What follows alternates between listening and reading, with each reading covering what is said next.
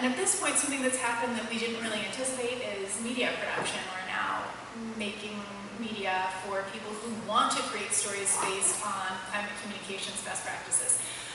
A little secret is that everybody says they want to, but they don't actually do that. They do not actually use climate communications best practices, because what happens, and it makes sense, and I get this from like a curatorial perspective, it's like telling the painter to use red instead of blue. Like, it just, creatives do not necessarily want to use some of these best practices because they have a vision, and these best practices might interfere with their vision a little bit. So I think if you're asking, why isn't Hollywood totally responding as they should? Well, because there's a lot of creative people in Hollywood and they have a vision and they want to bring that vision to life. So we uniquely make media based on climate communications best practices, and I can tell you that it works. We're on the second season of a podcast called Electric Futures, which is funded by the Provost Office at USC. I encourage you to try out Electric Futures. It is a 6-episode series told in a narrative style about Imperial Valley, which is one county east of San Diego County. In Imperial Valley, a big agricultural community, everybody knows each other, highest levels of unemployment in California during some times of the year. Low levels of educational entertainment, low levels of educational attainment, and about to be an enormous amount, almost incomprehensible amount of money flowing through because of the lithium reserves there. So what is going to happen to that community, and how do they feel about this? So we do things like that, and we do things for outside partners also. So if you're interested in media production, if your people need some support with communicating about the work you're doing, hit me up. Oh, look, there's the slide that I should have been showing while I was talking about all of that. Here's some of our media trainings that we do. My favorite type of media training is in our studio. We have an incredible world-class studio. It's definitely better than any newsroom that I've ever worked in. That's USC for you. And we bring people in, and I literally make them sit on the set, and I put like the little IFB in their ear, and I ask them inane questions that they hope that nobody would ever ask them, and I make them do it again and again, and we work on the climate language and the media presentation until people feel really confident, you know? It's something that I have found anecdotally and also through surveys that I do of everybody that I train is there's actually an intersection, a crossover between why journalists aren't communicating about climate change who might be interested and why scientists aren't. And it's one word, it's confidence. The journalists are thinking maybe, well, I don't know, like I don't have the science background and this is the biggest story of our time, I don't want to mess it up. Scientists are like, I have been focusing on this very narrow topic for a long time and I don't really know how to talk about this. So my goal is to give people the confidence to do the thing that they could probably do anyway, but yeah, that's what I hope. So I want to talk to you about what I think some of the biggest issues are in climate communication right now, based on what people are telling me, ranging from very high-level leaders in the State Department and the UN, to my students that I work with, to companies that I talk with and people that I meet at events like this. The concerns about AI and misinformation are so very high right now. And I'm certainly reading about it every day. You are probably reading about it every day too, and everybody is looking for the answer to this issue. I wish I could say to you, great, I have this perfect answer for how we're going to undo the issue of AI and misinformation, but I don't have that. But I can tell you something that I think is really fascinating, very, very useful and salient about misinformation, and it comes from my colleague Gail Sinatra. We're lucky to have a couple of researchers at USC who are doing great work related to climate communications. Gail researches misinformation and climate change, and she's a total genius, and I'm fortunate that I've been able to commission a study with her on some of our best practices work and how it's been effective. But what she found about misinformation is that repeating the misinformation actually underscores it. So when you see something on Instagram that you know is bullshit, do not repost it. Just don't do it. Even if you're like, this is nonsense, this is madness, like we can't let this go on, I must speak out against this. If you want to refute misinformation, do not restate the incorrect information. It's hard because some of this, for so much of us, and it's not just climate, it's other things that mean a lot to us. It's so upsetting that we want to let the world know how upsetting and how wrong that thing is. But we have to, as my friends from Northwind say, we have to think about the framing. And in fact, it's great to follow them up because I think their research is incredible and I'm excited about their platform, and also because what I'm going to say throughout will really dovetail and support their remarks. Something else that I am seeing now more than ever, and that I am talking to journalists about, is solution skepticism. So when I was even just a couple of years ago training journalists, I would talk about the trap of false balance. False balance is when you have a scientist in an article that says climate change is real and it's happening now, and you have somebody who is aligned with oil saying, we're going to solve it with carbon capture and everything's going to be fine. Like, that's an example, right? When you put somebody who does not believe in climate change in the story for the sake of balance. Well, guess what? Climate change is real. It's happening now. It was created by humans. I teach everybody I work with. We're starting from that baseline. Like, I'm not getting into it. Like, that is the baseline. We do not bring in the other side to talk about it. We just don't. That's all. Moving on. But there's something else I want you to watch for. You're going to see it in this next month leading up to the election more than ever, and it's solution skepticism. Because, as our friends at Northwind just showed us, and you all, I love talking to a room of climate people because I know that you probably know so much of what I'm talking about. I'm sure you're very aware of those regular Yale surveys on, climate in the American mind, and they survey in other countries now too.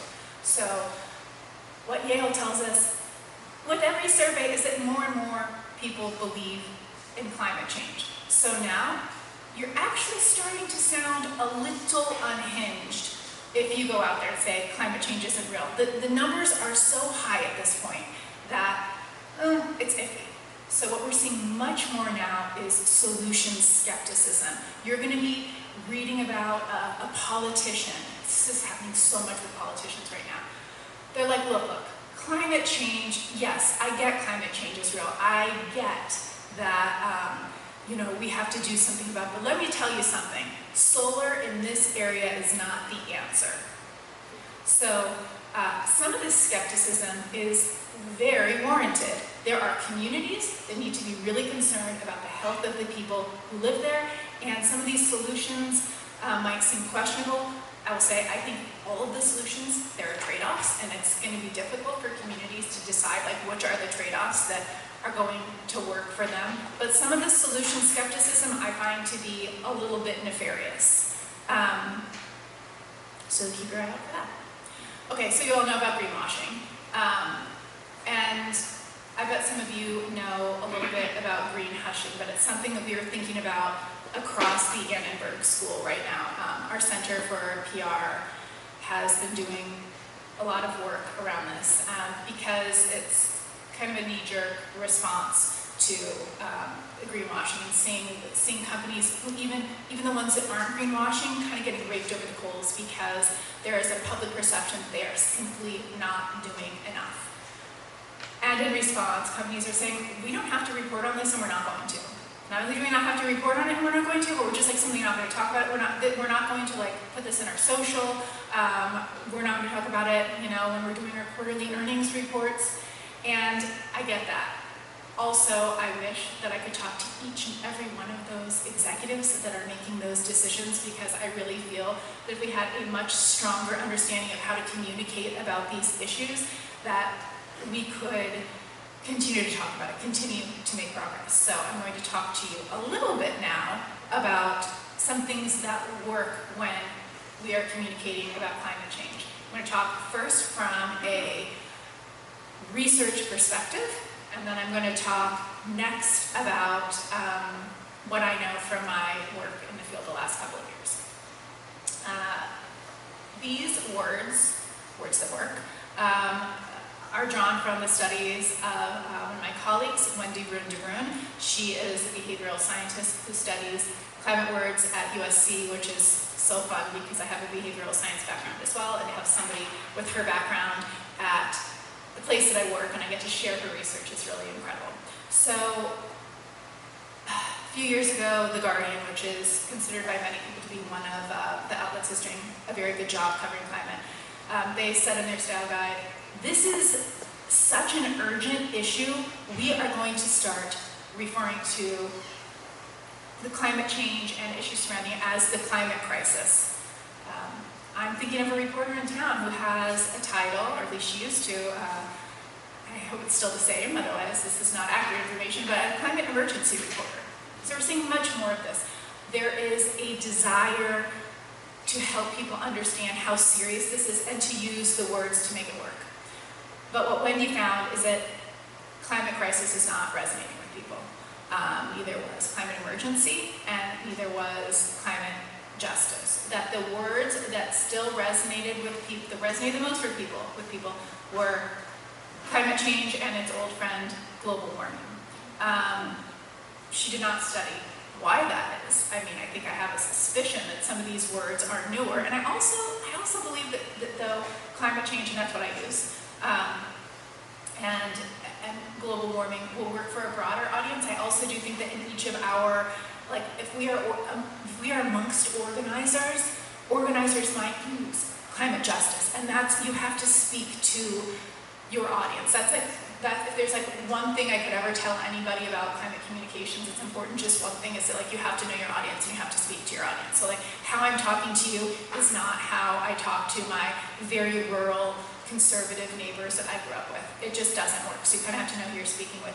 But in general, as you're thinking about your communications, you should know what resonates most with the public, and it's climate change and global warming. Wendy has also done some research about food and food choices, and I think this one's not going to surprise you in the tiniest bit. What do you think the public responds best to? Healthy and sustainable, or vegan and plant-based? Like, of healthy and sustainable and vegan and plant-based, which one do you think the public gets more? So smart. A+ for all of you today. Yeah, exactly. There's definitely certain connotations of vegan and plant-based that some people are not really going to want to engage with, versus healthy and sustainable. I will tell you, now I'm going off script, I have such issues with the word sustainable. I understand that we need a catch-all, but like, now I'm totally going, oh God, sorry. I have to, I can't help it. I can't help who I am. Okay, here's my problem with sustainable. What does it say? Like, what does it mean? It's like a, I don't know. I think this is where companies get into trouble with greenwashing, is putting a little green leaf on it and saying it's sustainable. Not.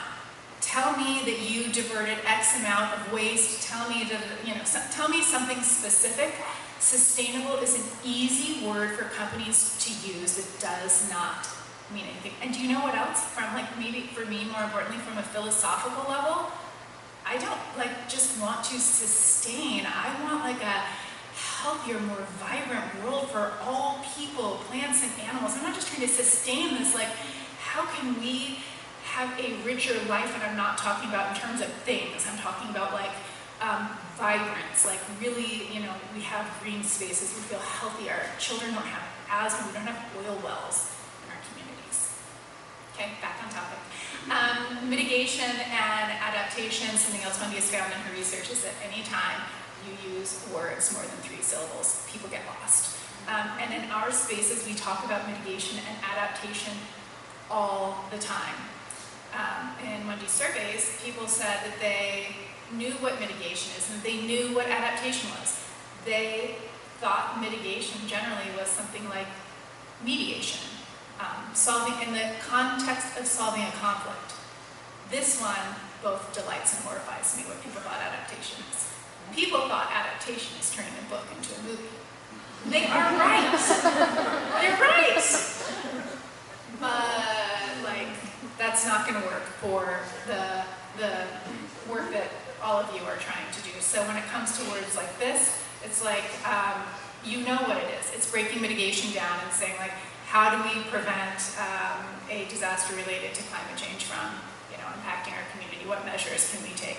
How can we make changes right now so that we can deal with this you know, the terrible heat that we had last week. It's that kind of stuff. It's really simple. You know, if any of you have kids, or you know, the other end of the spectrum, grandparents who you talk to about your work, I would encourage you to think about how you have that conversation with them. You know, you're not going to tell your 6-year-old, you're not going to talk to them about mitigation or adaptation. That's simply not going to work. And now I want to talk to you a little bit about what I have learned in my last couple of years working on this. Oh, yes. Is it okay? Please, by all, to anybody, John. I love this. And it reminded me of Catherine McKenna, who was the climate minister of Canada, was speaking, and she's got the perfect case study for what you're saying. Tell us. She supports it. She never called, they were implementing a broad carbon tax, which is a fairly sophisticated one in Canada, and the money goes back to local communities. They never talked about CO2 emissions. They never talked about carbon. They never talked about fossil carbon. The only word they used, it's pollution. Yes, pollution. Yeah. And it just, I just thought of you while that was in my head. You are spot on. People understand pollution, garbage. Right. They understand things like that. Sean says, Allison, that was supposed to be subtle. Stay on track. I need cues because sometimes I'll just say things, obviously. Okay, so here's the last thing I'll say to you. Not based on research, based on my work, based on the time that I spent in Imperial Valley. So it's really important to me to make this podcast from, like, the journalism can be very extractive. You go into a community, you take from that community, and you leave and they never see you again. That's something about journalism that really bothers me and that I don't want to be any part of. So we spent a lot of time getting to know people in Imperial Valley before we started working on this podcast. I'm still in touch with them. And we interviewed dozens and dozens of people across different functions, from the person who's on the school board to economic development people. Not one of those people in the community that I spoke to, not one of them said the word climate to me. Not one. I talked to mayors. Nobody talked to me about climate change. I'm working in Riverside with the community right now for the next episode of the next series of the podcast. Again, nobody said climate change to me. What motivated the people in Imperial Valley were generally very excited about direct lithium extraction because it meant jobs. They were going to get great workforce training. And the people in Riverside who I've been talking to about solar, they are, again, the car with the Trump sticker and the American flag in front. What people care about, I'm here to tell you, is saving money. If you can save people money, you can sell your product, whatever it is. Of course, all the better if it's good for the environment, but that is the thing that I know to be true. Some people say climate change, you've got to. Say, not everybody wants to hear that. What everybody does want to hear is, this is going to be good for your pocketbook. Okay, thank you so much. Great to meet you all.